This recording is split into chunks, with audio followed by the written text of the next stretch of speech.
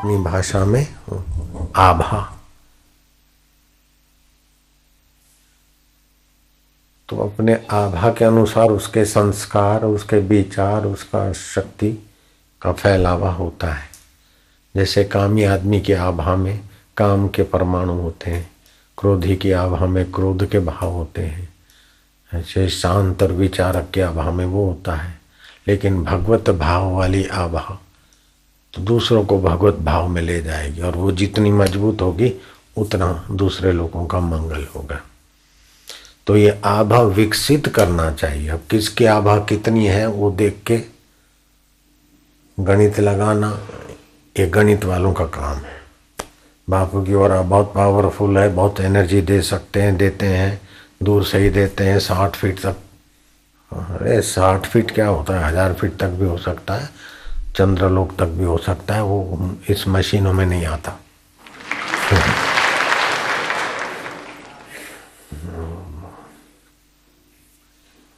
मशीनों के अंदर जितना आता है वो स्थूल जगत का होता है, पंचभौतिक जगत का। पंचभौतिक मशीन है, पंचभौतिक जगत की ओरा माप सकती है। आत्मा की ओरा का कोई मशीन में नहीं आएगा। जीव का फोटो भी मशीन में नहीं आता। ओरा वाला जीव को दिखा दे, नहीं दिखेगा। जीवात्मा सॉल को नहीं दिखा सकते। तो ये तो 5 भौतिक शरीर के तरंगों की ओरा हम लेते हैं। जो गुणातीत हो गए उनकी ओरा वोरा यंत्रों के बस की बात नहीं है। तो आप लोगों को क्या करना चाहिए कि अपने मन को, अपनी बुद्धि को इतना उन्नत कर दे कि उपनिषद है मधुमय, पृथ्वी मधुमय है, क्योंकि मधु रस पृथ्वी से मिलता है, मनुष्य को जीवन जीने की देती है। पृथ्वी हमारे लिए मधु है, हम पृथ्वी के लिए मधु है, क्योंकि हमारे अंदर भी चैतन्य आत्मा है और हम पृथ्वी का आदर भी करते हैं। पृथ्वी का ज्ञान भी है हमको। हम पृथ्वी के लिए मधु है, पृथ्वी हमारे लिए मधु है। जल हमारे लिए मधु है, जल में रस है उस चैतन्य की सत्ता का। हम जल के लिए मधु है, क्योंकि जल का उपयोग करने से कोई चीज को लेने वाला नहीं है तो उस चीज का क्या महत्व, और लेने वाला चीज नहीं है तो लेने वाले का क्या महत्व। तो जल हमारे लिए मधु है, हम जल के लिए मधु है। तेज हमारे लिए मधु है, हम तेज के लिए मधु है। ऐसे मधु उपनिषद में आता है। तो तेज कैसा तेज कि ये तेज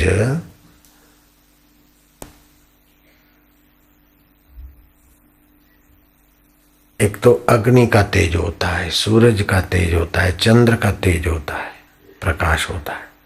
लेकिन इन सब प्रकाशों को देखने वाला आत्म प्रकाश, आत्म प्रकाश हमारे लिए मधुमय है। और आत्म प्रकाश से ही और सारे प्रकाश प्रकाशित होते हैं।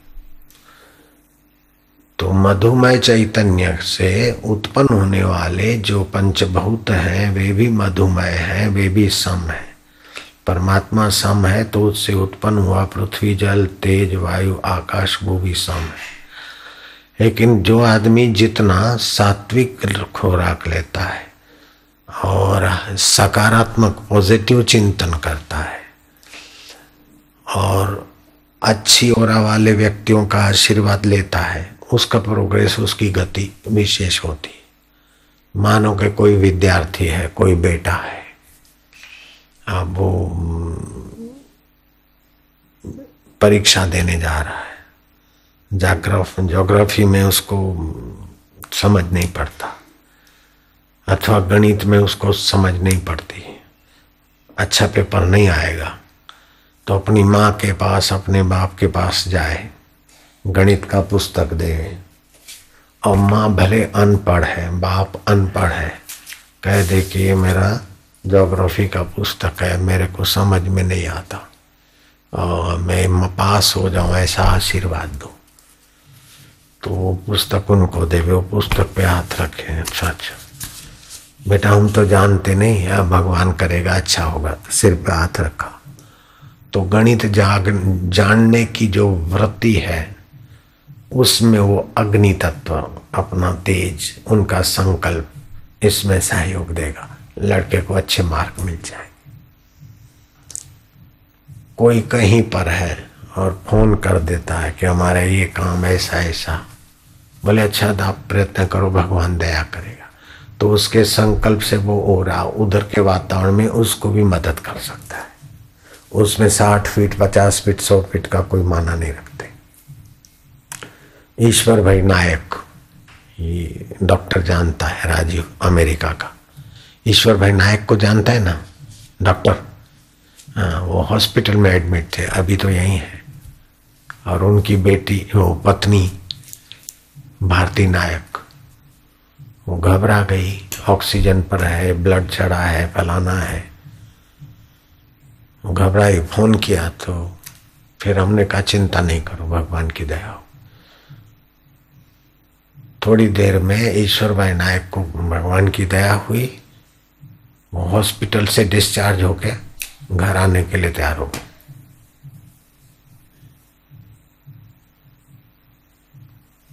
तो फिर तो ऐसा रंग आया, ऐसी श्रद्धा हुई कि अब हिंदुस्तान में ही आ गए। कनाडा के ओटावा गांव में रहते थे, अभी इधर ही रहते। तो 60 फीट और या कहाँ 60 फुट और क्या हुई? कनाडा 60 फुट दूरी पर है क्या? कनाडा 60 फीट पर है कि 70 फीट पर है? 80 फीट है कि 1000 फीट है? गिनते जाओ कितने फीट पर है। तो वापस सत्संग में लोग बैठे होते हैं तो 300-400 फीट लंबा पंडाल होता है। अगर 60 फीट तक और काम करते तो 300 फीट तक के लोग क्यों बैठते? फिर उनमें चंचलता आनी चाहिए, चले जाने चाहिए। तो इनके यंत्र जितना संभाल सकते हैं, जान सकते हैं। जैसे हम आकाश को ठीक से नहीं जान सकते क्योंकि हमारा नेत्र यंत्र सीमित है। आकाश कढ़ाई जैसा नहीं है लेकिन आंखें ऐसी है, इसलिए आकाश तंबू जैसा लगता है। इनके यंत्र सीमित है। वो अमृतमय प्रकाश आत्मा का असीम होता है। उन नेपाली बाई, उनके पति चले गए, उनका बेटा आया, अब सब लोग इस पर हावी हो गए। अब पति चला गया और बेटा छोटा है, बेटी छोटी है, अब कैसे बिजनेस संभालेगा पति का? तो इधर आते जाते रहती है, जब भी जाती है अफगानिस्तान जाती है, अमेरिका जाती है, कहीं पेपर साइन करते, इधर आएगी, प्रणाम करेगी, एक फ्लाइट में आएगी, दूसरे दिन जाएगी और अच्छे अच्छे सब काम हो जाते हैं। बाहर से तो दिखेगा कि वो वैसी वेस्ट मनी एंड टाइम, जहाज में आने जाने का, होटल में रहने का पैसा, टाइम क्यों वेस्ट करते हैं? लेकिन उससे क्या क्या लाभ होते हैं? हमको लोग बोलते दुकान धंधा छोड़कर बापू जी के पास आए, काय को धंधा बिगाड़े। लेकिन हमने धंधा बिगाड़ा कि धंधा असली क्या हो तो हम जानते। तो महापुरुषों का सानिध्य और संग बाहर से मूर्ख आदमी तोल माप नहीं सकता, लेकिन उनके संग से उनकी जो ऊंचाइयां हैं उसका तरंग हमको मिलता है।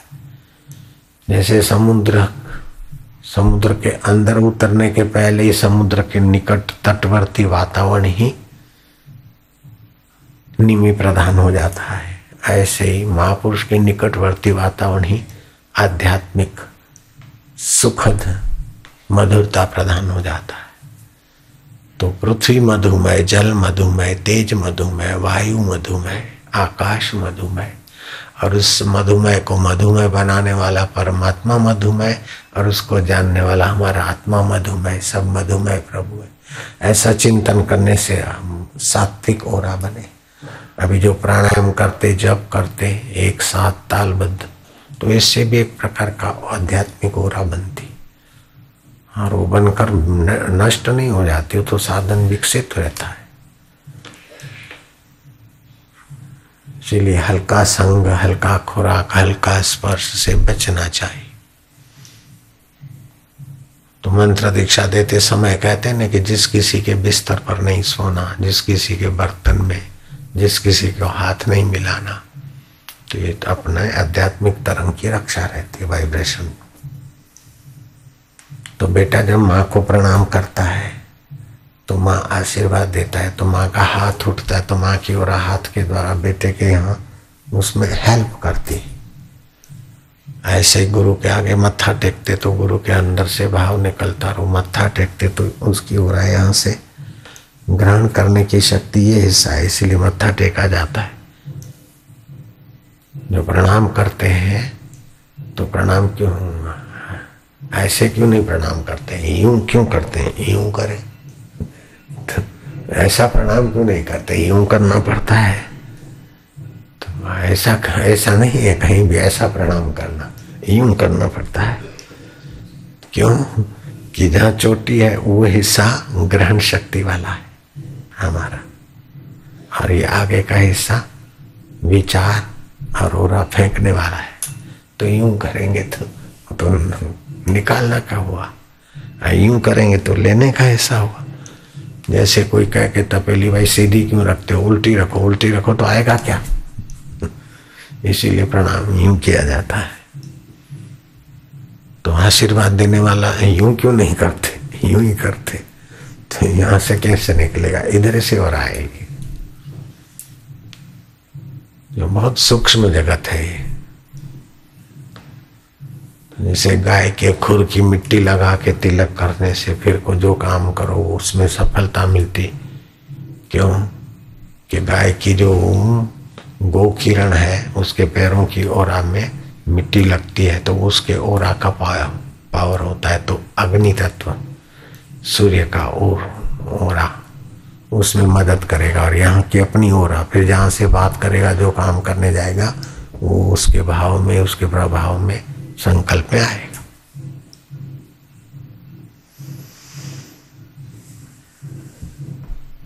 और प्लास्टिक की बिंदी तो हड्डियों का उपयोग किया जाता है उसमें, तो फिर वो ओरा यहाँ अपना काम नहीं करती। इसलिए मंगलमय तिलक किया जाता है ताकि ये ओरा का केंद्र ज्यादा सचेत रहे, और इस प्रकार करे आदमी, माइया गोल करे।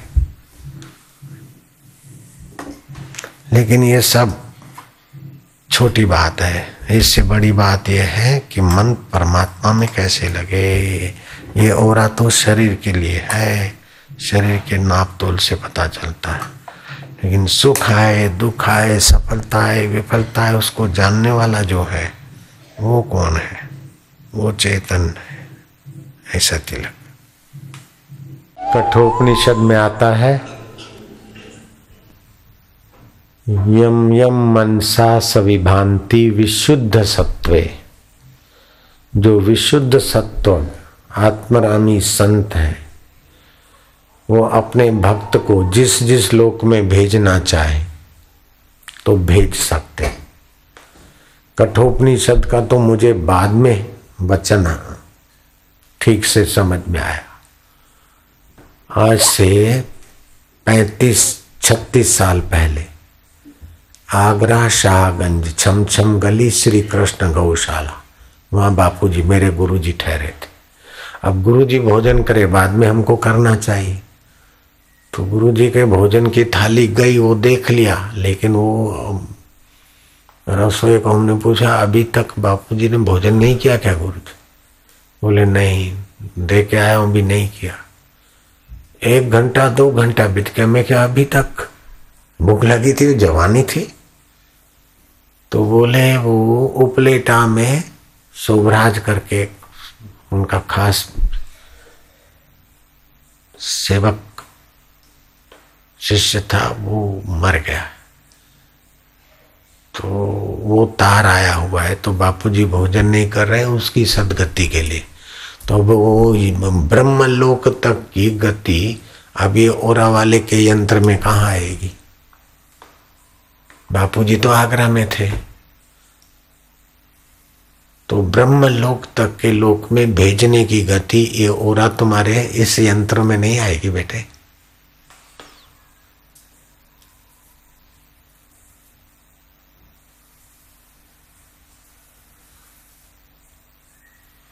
यहाँ एक व्यक्ति आए, उनके परिवार वाली महिला को पेट की ऐसी तकलीफ थी कि देसी विदेशी उसके जानकार 8 डॉक्टरों से घिरी थी, भावनगर में थी। तो उनके रिश्तेदार ने आकर कहा किसी महाराज को, वो महाराज बड़ पे बैठे थे और उन्होंने अपने पेट पर हाथ घुमाया। थोड़ी देर के बाद टेलीफोन से जानकारी ली, हो भाई ठीक हो गई। तो वो यंत्रों में तो नहीं आएगा।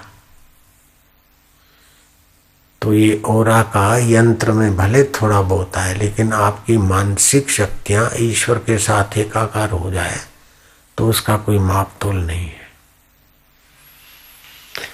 कठोपनिषद का मंत्र है, यम यम लोकम मनसा सविभांति विशुद्ध सत्वे काम्यते याश्च कामान तम तम लोकः जायते ताश्च।